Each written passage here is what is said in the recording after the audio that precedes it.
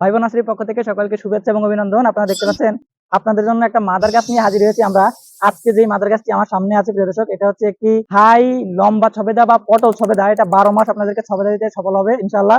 ছাদ বাগানে যারা গাছ রোপণ করেন তারা অবশ্যই জানেন যে থাই লং ছবেদা গুলো আপনাকে 12 মাস ছবেদা দিবে এবং এই গাছগুলো খুবই সুন্দর এবং চমৎকার। সামনে যে গাছটি আছে এই গাছটির প্রত্যেকটা ডালে ডালে প্রিয় দর্শক 3টা 4টা বা 5টা করে ছবেদার অলরেডি ঝুলতেছে, দেখতে পাচ্ছেন। ছবেদাগুলো এখনো অনেক ছোট।